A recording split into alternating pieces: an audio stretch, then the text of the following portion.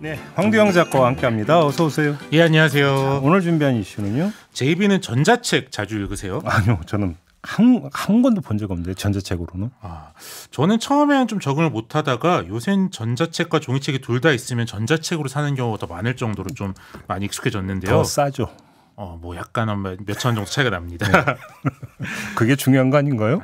뭐 그것도 중요하지만 근데 편의성도 뭐 나중에 찾아보거나 그럴 때 사실 그래요. 예, 좀 편하긴 합니다. 근데 이제 JB도 마찬가지지만 저도 책을 쓰는 저자다 보니까 독자로서는 편하긴 한데 이게 보완이 될까? 불법 복제돼서 여기저기 퍼지면 어쩌나 그런 걱정도 좀 드는데요. 복제 그렇죠. 네네. 그렇죠. 예. 실제로 지난 5월에 한 유명 인터넷 서점에서 전자책 72만 권이 해킹되는 사건이 벌어졌는데요. 72만 권이요? 예. 와. 최근에야 범인을 잡았는데 잡고 보니까 고작 16살인 고등학생이었습니다. 고등학생 해커였어요, 그러면? 그렇죠. 이제 저작권 보호를 위해 특정 컨텐츠를 결제한 어플리케이션으로만 볼 수 있도록 하는 기술을 DRM이라고 하는데요. 예. 범인 A군은 평소 DRM 해제 방법에 관심을 갖다가 인터넷 서점의 보안상 허점을 알게 됩니다. 그는 서버를 해킹해 전자책 72만여 권의 DRM을 해제할 수 있는 비밀번호에 해당하는 복호화 키를 무단으로 빼냈고요. 네. A군은 이제 프로그래밍 실력도 좋아서 매크로 프로그램을 직접 만들어 돌리면서 다량의 전자책 암호를 해제해냅니다. 제가 어제 확인을 해보니까 해당 서점에 등록된 전자책 수가 뭐 다는 못 해보고 문학만 확인해 보니까 한 8만 권이 좀 안 되는데요. 그러니까 72만 권이면 거의 모든 분야가 다 털렸다. 이렇게 봐야 되는 거고 아마 제 책이나 JB 책도 포함되어 있을 것 같습니다. 이 좋은 능력을 해킹하는 데 쓰는 게 참 그런데요. 왜 했대요? 돈 벌려고?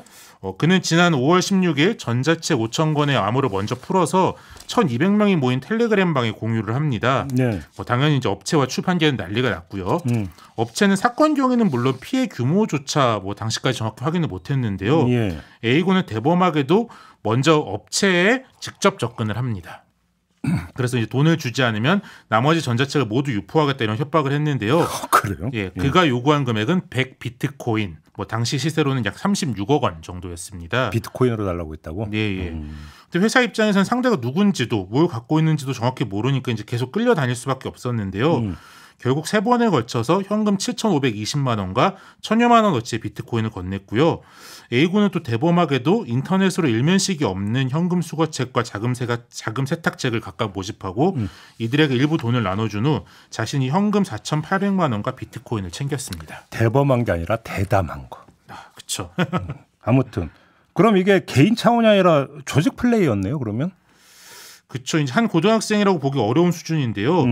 A군 일당은 수사를 피하려고 가상사설망 VPN을 이용하고 뭐야 또 이것도 뭐예요 이게? 아무튼 네네. 인터넷 규약인 IP 주소를 계속 세탁하는 치밀함을 보였는데요.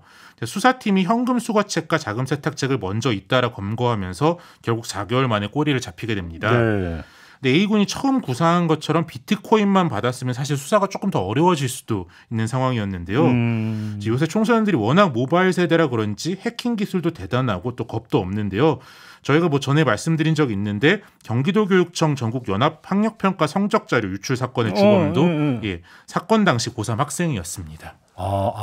맞다. 예. 그렇네요. 아무튼 그런 지금 곳곳이 허점이라는 얘기로 연결이 되는 거 아닌가요? 그렇죠. A군이 턴 업체가 이곳 한 곳뿐이 아니고요. A군이 이미 작년에 다른 인터넷 서점에서 143만 권에 대한 복호화 키를 빼냈는데 네, 이때는 유포를 하거나 돈을 요구하진 않았고요. 또 유명 입시학원인 시대인재와 메가스터디도 해킹을 당했습니다. 그래서 700여 개의 유료 강의 동영상이 유포됐는데요. 이때도 이제 비슷한 방식으로 입시학원에 비트코인 5개를 달라 이렇게 요구를 했는데 학원 측에서 대응하지 않은 것으로 알려졌고요. 경찰 수사 결과 A군이 무단 취득한 전자책과 강의 동영상은 판매 단가 기준으로 다 합치면 약 203억 원어치가 됩니다.